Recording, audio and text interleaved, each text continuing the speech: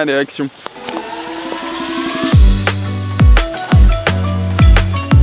Ça y est, j'ai finalement acheté ma première voile de parapente, c'est officiel! L'achat est effectué. Ah, je suis vraiment très content d'avoir fait cet achat. J'ai tellement galéré pour obtenir cette voile, je peux vous dire que je suis passé par 1001 galères. Il y a des anecdotes que je vais vous raconter qui sont assez marrantes. Et c'est assez fou de se dire que là, j'ai en ma possession un parapente qui va me permettre de voler. Donc dans cette vidéo, ce que je vais faire, c'est que je vais vous présenter le matériel que j'ai acheté, les galères que j'ai rencontrées pendant mes recherches et pendant l'achat, et combien ça m'a coûté. J'en profiterai pour vous donner quelques conseils s'il y en a parmi vous qui cherchent à acheter une voile de parapente. Bah voilà, je vous les donnerai gratis comme ça, que j'ai appris à mes dépens. Et puis finalement, dans la suite de la vidéo, on va évidemment tester la voile en gonflage avant de faire le premier décollage. Allez, c'est parti, on va déballer cette voile. C'est un moment historique dans ma vie car c'est la première fois que je vais déballer ma voile de parapente. Bon, vous reconnaissez probablement la sellette, c'est la même que j'utilisais pendant mes stages de parapente. Si je ne dis pas de conneries, c'est une X-Sense Woody Valley qui a à peu près 1 an. Je me suis dit que c'était pas mal de pas changer les habitudes que j'avais apprises en pente-école avec cette sellette. Donc autant l'acheter sachant qu'elle était pas trop chère parce que sur le marché d'occasion, une bonne sellette c'est à 400-450 €. Celle-ci elle était à 400 €. Sachant que c'est le même modèle que j'utilisais pendant mes stages, bah, c'est vraiment une occasion en or. Bref, je suis très content de cet achat et à savoir tout le matériel que j'ai acheté provient de l'école Ecbelette Parapente. Donc c'est l'école où j'ai fait mes stages et l'avantage c'est que je suis garanti de la qualité comme ça. Allez c'est parti, on passe au plat principal. Oh là là là là! Regardez-moi ce beau petit sac là, je suis tellement content de pouvoir vous le montrer ça! Oh la dinguerie! À savoir, les voiles de parapente, elles se catégorisent en 4 catégories, A, B, C, D, sachant que A c'est les voiles école et D c'est les voiles de professionnels qui font des cascades. Donc moi ce que j'ai pris c'est une A et plus précisément j'ai pris le modèle Alpha 7 de Advance. Donc toujours d'occasion hein, évidemment. L'avantage de passer par une A, c'est que je vais avoir le temps de me familiariser avec toute la gestuelle des décollages et des atterrissages solo, sans moniteur. Jusqu'à présent, j'ai toujours appris à voler avec des moniteurs qui me guidaient et qui étaient prêts à rattraper mes erreurs si j'en faisais. Là, comme je vais être solo autonome, il faut que j'apprenne à atterrir et à décoller.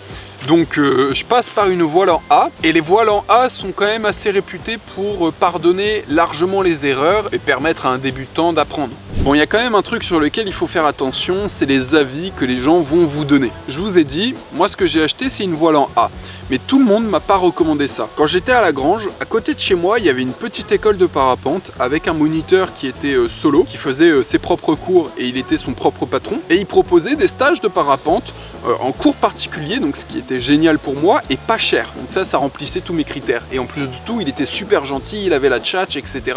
Je me suis super bien entendu avec lui. Quand il me parle de son stage, il me disait, moi je veux des élèves qui veulent apprendre le parapente sur le long terme, pas qui veulent le consommer, découvrir et arrêter. Et pour lui, pour qu'un élève prouve qu'il souhaite apprendre le parapente sur le long terme, il fallait que cet élève possède sa propre voile et vole avec pendant son stage. Donc ça veut dire que lui ne proposait pas de voile et que moi, au moment du stage, si j'avais voulu faire ce stage avec lui, il aurait fallu que je possède ma propre voile pour pouvoir voler. Sauf que c'est là où il faut s'accrocher. Ce moniteur qui a 30 ans d'expérience m'a recommandé et m'a dit n'achète surtout pas une voile en A, achète une voile en B. Comme je vous ai dit, je m'entendais super bien avec lui, donc en fait j'étais décidé à acheter une voile en B. Je fais des recherches, je passe littéralement 1 semaine, 2 semaines à rechercher tous les jours la meilleure voile en B, je regarde, je cherche, etc. Et puis en fait je suis amené à demander l'avis de Ecbelette Parapente parce que je les ai rappelés par hasard. Et au téléphone, quand je leur ai dit que j'allais acheter une voile en B alors que j'avais que 5 vols à l'époque, et le moniteur qui m'a conseillé la voile en B était conscient de ça, quand je leur ai dit ça au téléphone, ils m'ont littéralement engueulé. Enfin, pas engueulé, c'est pas le bon terme, mais ils m'ont dit « mec, fais pas ça », en gros. Et ça m'a refroidi complètement, d'accord? J'ai pas acheté la voile et je suis parti en stage avec eux. Je vous la fais très courte. Entre temps, j'avais quand même demandé l'avis de plusieurs personnes différentes et sur 6 avis différents, il y a une personne qui m'a recommandé d'acheter une voile en B. Mais les 5 autres m'ont tous dit « achète une voile en A ». Bref, en fait, c'est toute une galère, tout ça pour dire qu'il faut faire gaffe et faites comme vous le sentez. Moi, je le sentais de partir avec une voile en A pour pour apprendre à atterrir et pour apprendre à décoller solo. Et j'ai failli oublier, dans la sellette, il y a un secours, donc le parachute de secours.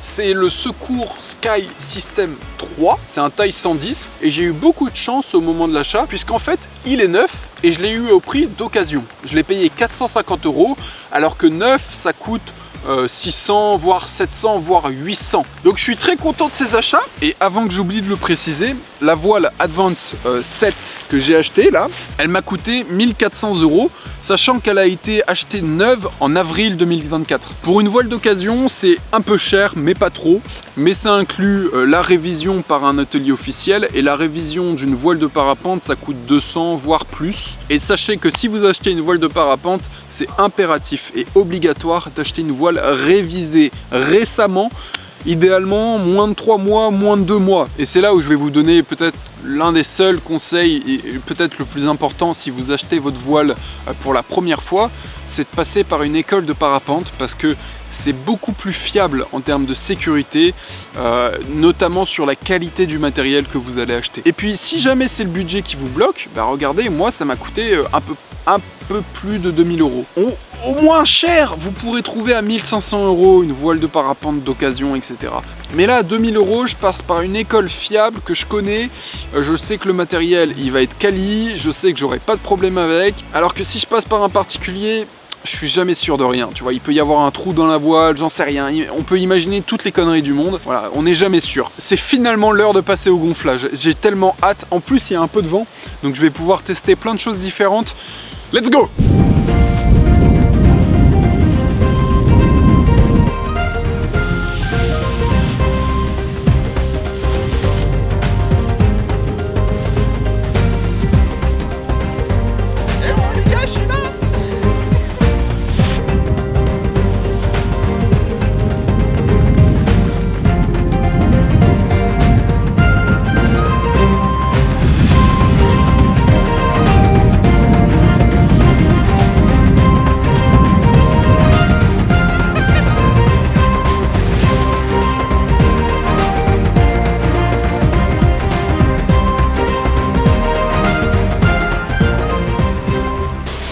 Et ben vous voyez, par rapport à ce matin, ça me met en confiance parce que ce matin, quelle horreur est-ce que c'était de faire du gonflage de voile avec des vents de 20-30 km/h de face. Je reculais en arrière, je tombais comme un sgeg.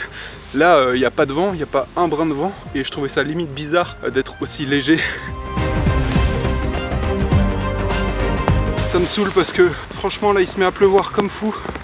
Et c'est le genre de pluie où tu peux pas faire de gonflage dessous, ou alors il faut pas laisser ta voile sous cette pluie trop longtemps parce qu'après elle est trempée. Mais là ça fait 3 fois que j'essaye de faire du gonflage et 3 fois que la météo elle me met des bâtons dans les roues. Mais j'ai eu le temps de faire 2 gonflages là. Je pense que j'ai quand même le niveau pour faire un petit déco tout seul quoi. Je pense que c'est tentable. Et je pense que dans la prochaine vidéo ça va être le grand moment où je vais devoir faire ce premier décollage tout seul. J'ai un peu peur mais je sais que ça va bien se passer. Mais c'est fou, je vais voler seul. Mais ça, c'est dans le prochain épisode. Allez, on s'abonne, on like et on commente s'il vous plaît. La bise!